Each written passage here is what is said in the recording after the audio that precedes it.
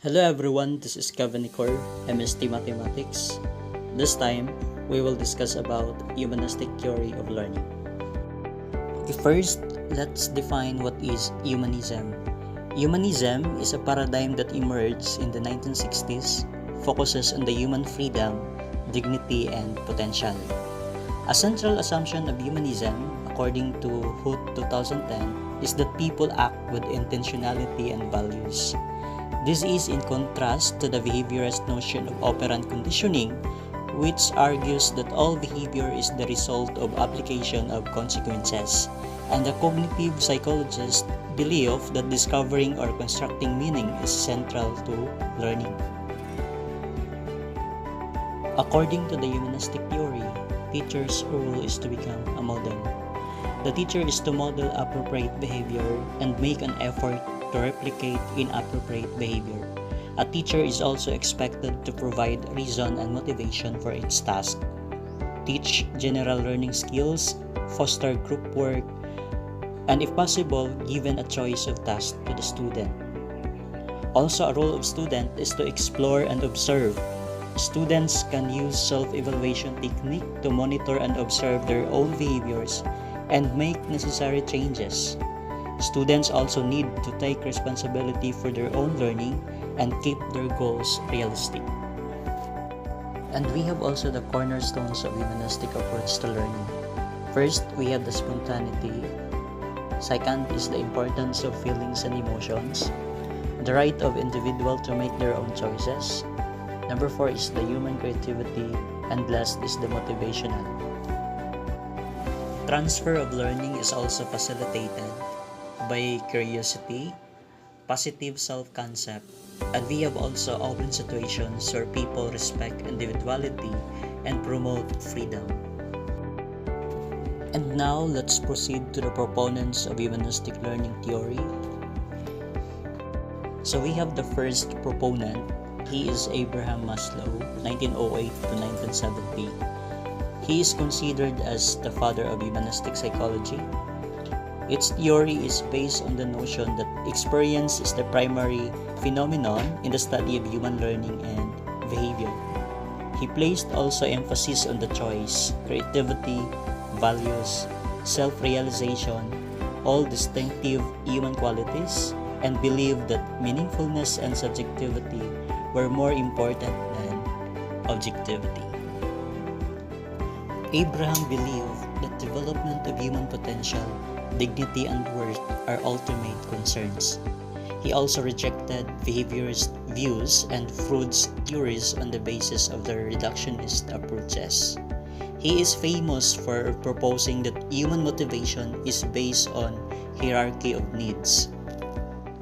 So take a look. This is Maslow's hierarchy of needs. So it is look like a triangle, and it is separated into 5 categories. First, let's identify from the bottom. This is what we call the physiological needs. So physiological needs include breathing, food, water, sex, sleep, and homeostasis, excretion. We have also safety. So safety include security of body, employment, resources, morality, the family, health, and the property. Third, we have the love and or the belonging. So we have friendship, family, sexual intimacy. Then esteem, so it includes self-esteem, confidence, achievement, respect of others, then respect by others. Then last, to the top is the self-actualization. So it includes morality, creativity, spontaneity, problem-solving, lack of prejudice, acceptance of facts. So what is physiological needs? For the most part, physiological needs are obvious. They are literally requirements for human survival. So if these requirements are not met, the human body simply cannot continue to function. So next is safety needs. It includes in the absence of physical safety due to war, natural disaster, or in cases of family violence, childhood abuse, and etc. People experience post-traumatic disorder, and transgenerational trauma transfer. So, in the absence of economic safety, due to economic crisis and lack of work opportunities, these safety needs manifest themselves in such things as a preference for job security, grievance procedures for protecting the individual from unilateral authority, saving accounts, insurance policies, questionable disability accommodations, and the like. Love and belonging. The need is especially strong in childhood and can override the need of safety as witnessed in children who cling to abusive parents. Deficiency with respect to this aspect of Maslow hierarchy due to hospitalization, neglect, etc. Next is esteem. All humans have a need to be respected and to have self-esteem and self-respect. Esteem present the normal human desire to be accepted and valued by others. And the last is the self-actualization. What a man can be, he must be. This forms the basis of the perceived need to self-actualization. This level of need pertains to what a person's full potential is in realizing the potential. And now let's proceed to the next proponent. We have Carl Rogers, 1902-1987. So he was an influential American psychologist and among the founders of the humanistic approach to psychology, principally known as the founder of person-centered psychotherapy and also the inventor of counseling. He was discouraged by the emphasis on cognitivist in education. He believed this was responsible for the loss of excitement and enthusiasm for learning. Rogers' point of view emphasized the inclusion of feelings and emotions in education. He believed that education and therapy shared similar goals for personal change and self-knowing. He was interested in learning that leads to personal growth and development, as was Maslow. He believed that the highest levels of significant learning included personal involvement at both the affective and cognitive levels. Were self-initiated, were also pervasive, they could change attitudes, behavior, in some cases, even the personality of learner. According to this proponent, the role of educator and leader in this approach is to be a facilitator. Listening rather than talking is the skill needed. Learners choose what is to be learned, and educators serve as resource persons who will help guide learners to make wise decisions or choices.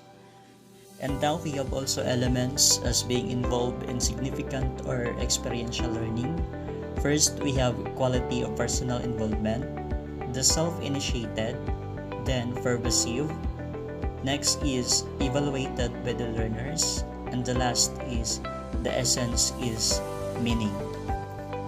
And now let's proceed to the characteristics of a true facilitator. First, we have realness. The instructor should not present or front or facade, but should strive to be aware of his or her own feelings and to communicate them in a classroom context. Next is prizing the learner. This characteristic includes acceptance and trust of each individual student. The instructor must accept the fear, hesitation, apathy, and goals of the learners. And we have also the empathetic understanding. The instructor can understand the students' reactions from the inside. And the primary goal in this approach should be fostering curiosity, enthusiasm, initiative, responsibility, and the enduring. So we have weaknesses of the theory. The theory has been criticized for promoting self-centered learners who cannot take criticisms or compromise their deeply felt positions. The touchy-feely approach of the humanist makes some learners and educators feel truly uncomfortable. Facts, information, memorization, drill, practice, and the tedious work which humanists minimize and sometimes disdain have been found to contribute to significant learning, knowledge building, and skill development.